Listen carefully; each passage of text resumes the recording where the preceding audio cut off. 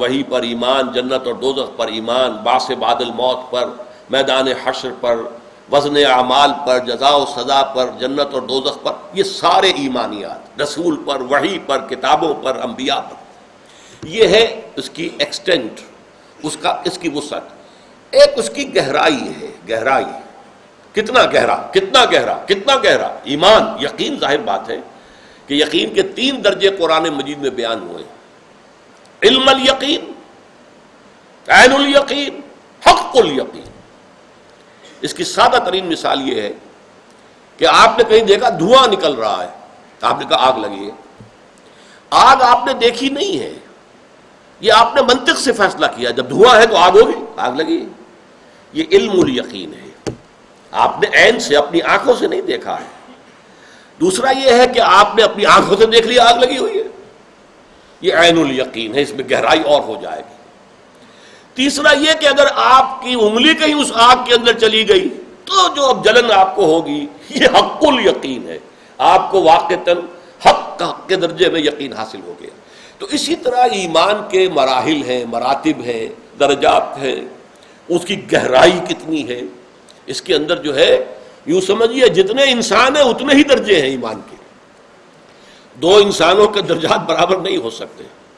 اور جیسا کہ میں شاید اس سے پہلے بیان کر چکا ہوں سورہ تحریم کے ضمن میں، کہ جو میدان حشر میں جب پل صراط پر سے گزرنا ہوگا اور اہل ایمان کو روشنی ملے گی جو ان کے سامنے سے ہوگی، قلب کی روشنی، ایمان کی روشنی، اور اعمال صالحہ کی روشنی داہنے ہاتھ کی طرف، اس وقت منافقین کو کوئی روشنی نہیں ملے گی، اہل ایمان کو روشنی ملے گی۔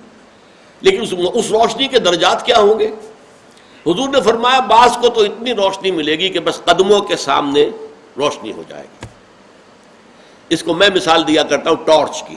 آپ کے پاس ٹارچ ہے تو بہرحال بڑی غنیمت ہے، اندھیرے گھپ راستے پر اور آپ چل رہے ہو، پگڈنڈی ہے اور ادھر ادھر جنگل ہے، پتہ نہیں کچھ سانپ بیٹھا ہوا ہو، کچھ اور ہو، کہاں میرا پاؤں پڑ جائے کسی جانور کے کھو کے اندر، بل کے اندر۔ لیکن اگر ٹارچ ہے تو بہت غنیمت ہے، بہت غنیمت ہے، بہت غنیمت ہے۔ لیکن فرمایا کچھ لوگوں کی روشنی اتنی ہوگی کہ مدینے سے صنعاء تک اس کی روشنی جائے گی۔ صنعاء جو ہے یمن کا دارالخلافہ، وہاں تک روشنی جائے گی۔ ابو بکر صدیق کی روشنی تو ہوگی نا، وہ تمام انبیاء اور رسول کی روشنی ہوگی وہ۔ لیکن یہ ہے کہ یہ درجات ہیں اس پہلو سے۔ اور تیسری بات میں آپ کو بتانا چاہتا ہوں، حصول ایمان کے 3 طریقے ہیں۔ ایک طریقہ یہی ہے جو اس صورت میں بیان کر دیا گیا۔ اگر آپ ارکان اسلام پر عمل کرتے رہیں، پابندی کرتے رہیں، اللہ کے احکام پر عمل کرتے رہیں، ان تطیعوا اللہ ورسولہ، اس سے بھی ایک ایمان پیدا ہو جاتا ہے۔ یعنی یہ 2 طرفہ فینومینن ہے، ایمان سے عمل، عمل سے ایمان۔ بلکہ جیسے آپ کہتے ہیں وشس سرکل، یہ اچھا سرکل ہے، وشس نہیں بلکہ بہت اچھا سرکل ہے۔ جیسے آپ پیچ کو جب کستے ہیں تو اگرچہ اس کو چکر دیتے ہیں آپ، لیکن ہر چکر کے ساتھ پیچ ذرا آگے جاتا ہے۔ اسی طریقے سے اس عمل کے نتیجے میں ایمان بڑھتا چلا جاتا ہے۔ اسی لیے ہم نے سورہ انفال کی جو آیت دیکھی تھی، زادتہم ایمانا وَإِذَا تُلِيَتْ عَلَيْهِمْ آیَاتُهُ زادتہم ایمانا۔ اور اس میں بڑا ایک عجیب مسئلہ ہے ہمارے ہاں، اور وہ بڑی بحث چلی آ رہی ہے ہمیشہ سے۔ ہماری 2 عظیم ترین شخصیتوں کا ایمان کی حقیقت کے بارے میں اختلاف ہے۔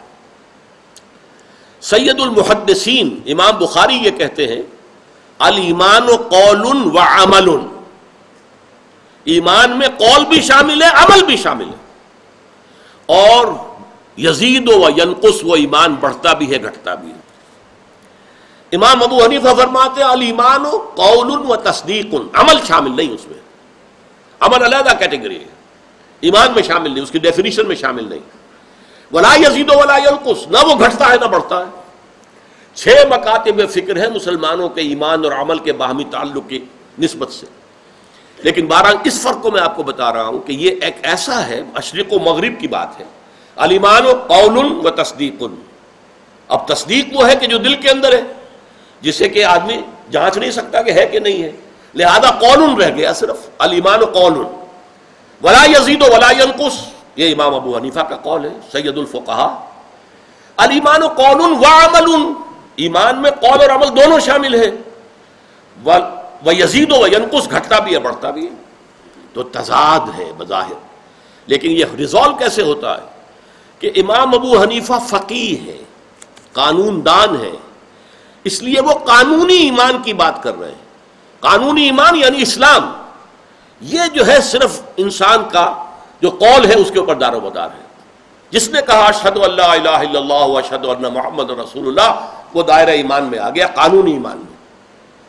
اب وہ عمل کرے گا نہیں کرے گا، کیا کرے گا، اس کے دل میں دھوکہ ہے یا نہیں ہے، یہ تو ہمیں تو نہیں معلوم، تو بعد میں اس کا طرز عمل بتائے گا۔ لیکن مومن تو وہ ہو گیا، مومن بمانی مسلم، یعنی اسلام والا حصہ جو ہے ایمان کا وہ پورا ہو گیا۔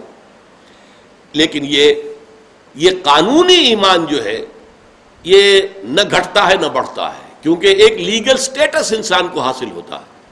مسلمان کا، میں مسلمان ہوں، میرا یہ حق ہے۔ اسلامی ریاست میں ووٹ کا حق ہوگا، مسلمان کو ہوگا، غیر مسلم کو نہیں ہوگا۔ ان کا کوئی علیحدہ باڈیز بنا دیا جائے، ان کی کوئی علیحدہ اسمبلی ہو، ٹھیک ہے، اپنے مسائل میں وہ پیش کر سکیں، اپنی گریونسز پیش کر سکیں، اپنے پرابلمز پیش کر سکیں، وہ ٹھیک ہے۔ لیکن اسلامک لیجسلیچر ہو اسلامی ریاست کے اندر، قانون ساز ادارہ جس کی بنیاد ہے قرآن و سنت، تو جو نہ قرآن کو مانے نہ سنت کو مانے، وہ وہاں کیسے رکن بن جائیں گے؟ تو سارا سیکولر نظام ہے جو ہمارا چل رہا ہے، ورنہ اس کے اندر کوئی امکان نہیں۔ اس حوالے سے نوٹ کیجئے کہ وہ لیگل سٹیٹس جو ہے وہ نہ گھٹتا ہے نہ بڑھتا ہے۔ الایمان قول لا یزید ولا ینقص، نہ گھٹتا ہے نہ بڑھتا۔ یہ نہیں ہوگا کہ ایک باغ پہ دو بیٹے ہیں، ایک بیٹا جو ہے بڑا متقی ہے، پرہیزگار ہے، تہجد گزار ہے، ایک ذرا ایسا ہی ہے، نماز بھی گنڈے دار پڑھ رہا ہے اور بھی اس کے کچھ اعمال ناپسندیدہ ہیں، لیکن ہے مسلمان۔ اب اگر باپ کا انتقال ہوگا تو اس کی وراثت میں یہ نہیں ہوگا کہ تہجد گزار کو زیادہ حصہ دیا جائے اور وہ جو فاسق ہے اس کو کم حصہ دیا جائے، نہیں، برابر ہوگا۔ جب تک وہ مسلمان ہے، آل اور نن لا ہے یہاں پر، جب تک مسلمان تسلیم کرو گے اس کے سارے حقوق جو ہے مساوی رہیں گے۔ المسلم کف لمسلم، امام ابو حنیفہ کا قول ہے کہ ہر مسلمان ہر دوسرے مسلمان کے ساتھ مساوی ہے، بالکل ہے، ہمسر ہے، ہم پلہ ہے۔ فاسق و فاجر اور متقی کے درمیان کوئی فرق نہیں ہوگا قانونی اعتبار سے۔ لیکن معاشرے میں ادب اور احترام کس کا زیادہ ہوگا، اللہ تعالیٰ کے ہاں کس کی پذیرائی ہوگی، یہ معاملہ تو جو ہے اس کا تعلق ایمان سے ہے، اور وہ ایمان جو ہے اس کے تابع ہے انسان کا عمل۔ یقین دل میں ہو تو کیسے ممکن ہے کہ عمل اس کے تابع نہ ہو؟ بہت سی احادیث موجود ہیں جس میں عمل کی بنیاد پر ایمان کی نفی کی گئی۔ لا یزنی الزانی حین یزنی وہو مومن، زانی کبھی بھی حالت ایمان میں زنا نہیں کرتا۔ جب وہ زنا کر رہا ہوتا ہے تو اس وقت اس کے اندر ایمان نہیں ہوتا۔ ایمان ہو اور زنا ہو جائے، کیسے ہو جائے؟ ولا یسرق السارق حین یسرق وہو مومن، کوئی چور حالت ایمان میں چوری نہیں کرتا، اس وقت اس میں ایمان نہیں ہے، ورنہ چوری کیسے کرے گا؟ اس ایمان کی دو دھیلے کی قیمت نہیں ہے کہ جو ہو اور پھر بھی چوری کر رہا ہو انسان، کیا حیثیت اس ایمان کی؟ ولا یشرب الخمر حین یشرب وہو مومن، اسی طریقے سے کوئی شرابی حالت ایمان میں شراب نہیں پیتا۔ تو اس حوالے سے ذرا نوٹ کیجئے، عمل کی بنیاد پر ایمان کی نفی۔ لیکن یہ ایمان قانونی ایمان نہیں ہوگا۔ گناہ کبیرہ سے بھی کوئی شخص کافر نہیں ہوتا، مرتد نہیں ہوتا، وہ اسلام میں داخل رہتا ہے، یہاں تک کہ زنا کیا ہو اسے رجم کیا جائے، لیکن پھر اس کی نماز جنازہ پڑھی جائے گی، وہ مسلمان ہے، چاہے سخت ترین سزا آپ نے اس کو دی ہے، نماز جنازہ پڑھی جائے گی۔ عبداللہ ابن ابی بھی چونکہ منافق تھا، سید المنافقین، مسلمان تھا، لہذا اس کی نماز جنازہ حضور نے پڑھائی ہے، بلکہ اس کے لیے کفن کے لیے اپنا کرتا جو ہے وہ عطا کر دیا، کیونکہ ان کے بیٹے جو تھے اس کے، ان کا نام بھی عبداللہ تھا، عبداللہ ابن ابی، عبداللہ ابن عبداللہ، وہ بہت سچے اور بہت مخلص مومن تھے۔ جب باپ فوت ہو گیا عبداللہ ابن ابی تو حضور کی خدمت میں حاضر ہوئے، آخر باپ تھا نا، حضور اپنا کرتا عطا کر دیجئے، میں اپنے والد کو آپ کے کرتے کا کفن دینا چاہتا ہوں۔ آپ نے اتارا اور دے دیا۔ حضرت عمر نے کہا حضور کیا کر رہے ہیں؟ اس بدبخت، اس منافق، رئیس المنافقین کو اپنا کرتا دے رہے ہیں۔ فرمایا عمر میرا کرتا اسے اللہ کے عذاب سے نہیں بچا سکے گا۔ یہ تو ہم سمجھتے تبرکات ہیں اور یہ ہیں اور وہ ہیں، اللہ کی نگاہوں میں آپ سوچئے حضور کا کرتا، اور وہ اسے جہنم کی آگ سے بچا نہیں سکتا۔ وہ تو اعمال ہے تمہارے، اس کے مطابق فیصلہ ہوگا۔ تو ایمان کے بارے میں یہ بھی حقیقت سامنے رہنی چاہیے۔ اس کے حاصل کرنے کا ایک راستہ وہ جو اس صورت میں بیان ہوا، عمل سے ایمان پیدا ہوگا۔